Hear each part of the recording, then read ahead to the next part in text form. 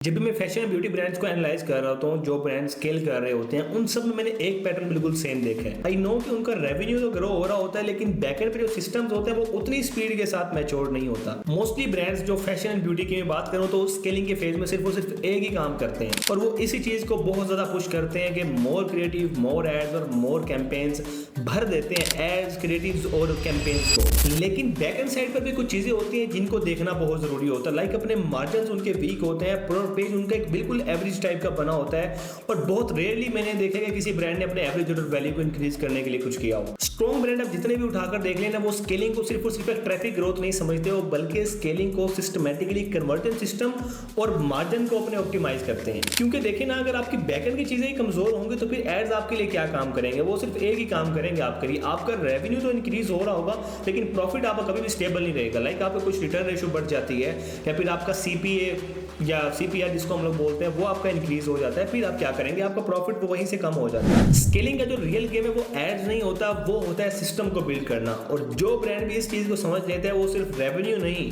बल्कि sustainably grow करते हैं। कि आप भी ऐसे ही कोई इशू वगैरह फेस कर रहे हैं, इसके अलावा आप अपने ब्रांड के अंदर जो भी प्रॉब्लम वगैरह फेस कर रहे हैं, तो आप नीचे मुझे कमेंट में जरूर बताइएगा, या फिर आप मुझे डीएम भी कर सकते हैं। लेकिन अगर आप इस प्रॉब्लम का सोल्यूशन चाहते हैं जो मैंने आपको अभी बताई है, आपने करना क्या कि आपने जस्ट नीचे मुझे कमेंट कर देना है sustainably, and I will send you a free PDF guide in your DM, जिसके अंदर मैं आपको बताऊंगा कि आप सस्टेनेबली ग्रो कैसे कर सकते हैं अपने प्राइवेट लेवल बिजनेस के अंदर।